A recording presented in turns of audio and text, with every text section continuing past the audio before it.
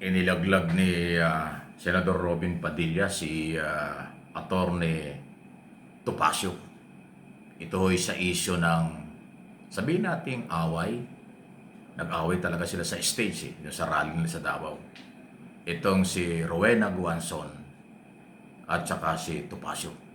Dahil sinitani Topacio, bakit daw si Rowena Guanzon ay Duterte, ito daw ay dilawan at ito daw ay bumanat sa mga Duterte. Ayan.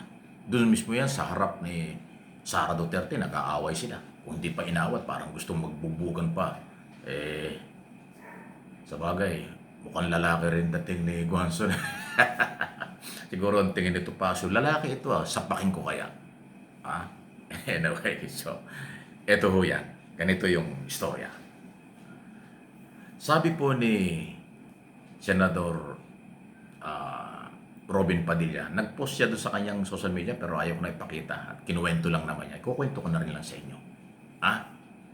Sabi niya, si Digong Duterte, dating Pangulo, dating Mayor, dating Vice Mayor, dating Congressman, ay dilawan.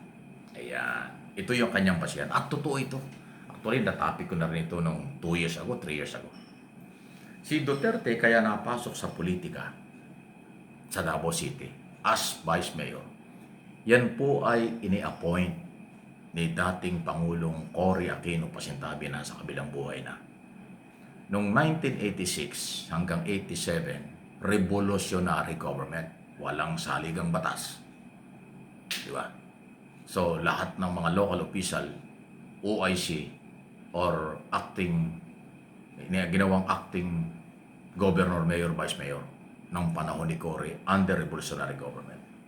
Alam ba ninyo na si Digong Duterte, Attorney Duterte noong araw, ayan po ang itinilaga ni Pangulong Cory Aquino na maging acting vice mayor ng Davao City.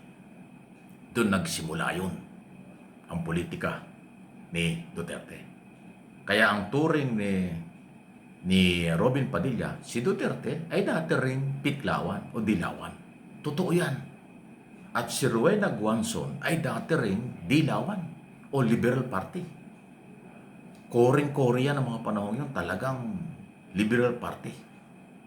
Yang si Guanzon.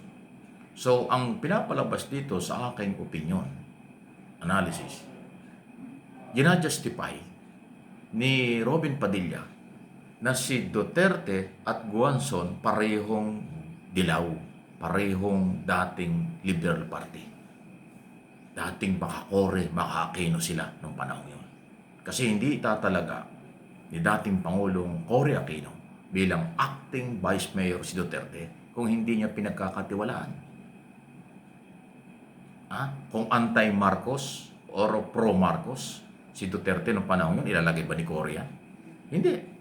So malinaw na Liberal Party, mga Aquino, si Duterte, kaya pinagkatiwala ang gawing acting Vice Mayor. Si Rowena Guanzon, nung panahon ni Aquino at ng iba pa, talagang yan ay Liberal Party. Sumasali pa yan sa mga rally ng Liberal Party. Pero ngayon, inaaway na ni Topacio. Actually, si Topacio lang naman ang nang-away kay Rowena Guanzon. Yung iba namang mga maka-Duterte, hindi. So itong si Topacio, naging abogado pa naman, pero naging iba na ang dating. Masyado siyang naging talagang DDS. Hindi katulad ng ibang mga abogado, DS lang. Magkaiba kasi yung DDS kaysa DS. Pag Duterte supporters, nasa lugar ka lang.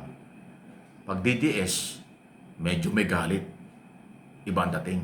Namimersonal pa nga. Ayan. Yan ang aking sariling opinion. Okay? So, itong ginawa ni Senador Robin Padilla na kanyang inaamin na si Duterte, dating Pangulong Duterte, ay maka-Aquino o dilaw, hindi masama na sumama ngayon sa kanila itong si Guanzon. Dahil ito naman ay dilaw bago naging green. Ayun, di ba? Parang ito naka-green ako ngayon. Pero walang ibig sabihin ito. Hindi ako namumulitika kasi ako hindi politiko. Matagal lang may kumukuha sa akin, ako'y sumama sa politika. Hindi ko hilig talaga ang politika . Kaya ganun po. Ayan, okay? So, again, sa tingin ko, mas kinampihan ni Robin Padilla si Guanzon dito sa kanyang paliwanag na ito at sinasabi kumpara kay Topacio. Yan. Yan na ho yung nangyayari ngayon. Sila nagsusuwagan. Sila naglalaglagan. Si Robin Padilla hindi na presidente ng PDP Laban. Dahil ang presidente ngayon ng PDP Laban ay si Mayor Baste. Di ba? Kasi meron yata silang plan B, plan C, plan A, lahat ng plano nasa kanila eh. Kaya nakakatawa na lang. So, huwag kayong magagalit. Real talk lang ito at base sa nangyayari.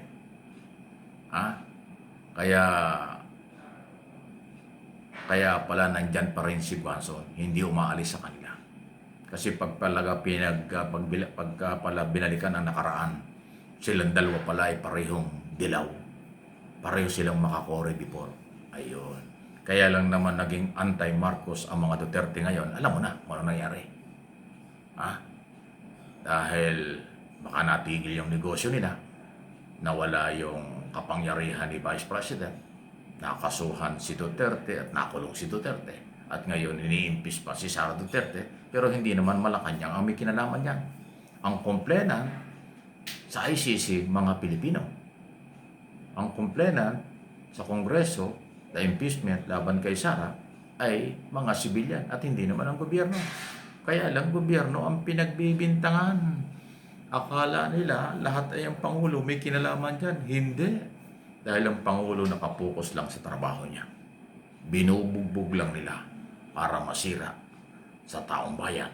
At pag bumagsak ang gobyernong ito, magte-take over nila dahil kasi sa ilalim ng saligang batas, pag nawala ang Pangulo sa kung anong dahilan, automatic sa ilalim ng Constitution, 1987 Constitution, ang pangalawang Pangulo ang magte-take over.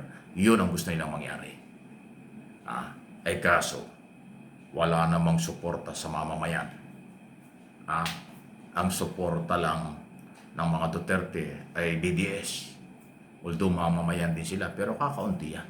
Kumpara sa matitino, may prinsipyo, tahimik, nagtatrabaho, pero may respeto sa batas at sa ating Pangulo.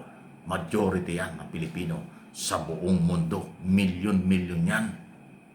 Pati yung milyong bumoto kay Sara Duterte, nag-withdraw na umalis na, nagalit na, at himiwalay na sa kanila. Di ba? Marcos loyalists, Marcos supporters ang tumulong kay Sara. Lumabas na yung statistics na kung hindi sinuportahan ng Marcos loyalists, Marcos supporters, hindi magiging vice president si Sara. Kabaliktaran na sinasabi nila, hindi raw magiging presidente si Marcos kung hindi tinulungan ni Sara. Ay kalokohan niya. Kwentahin nyo yung kanyang nakuhang boto. 31 million ang bumoto kay Marcos. Ang bumoto kay Sara ay 32 million. O, di ba?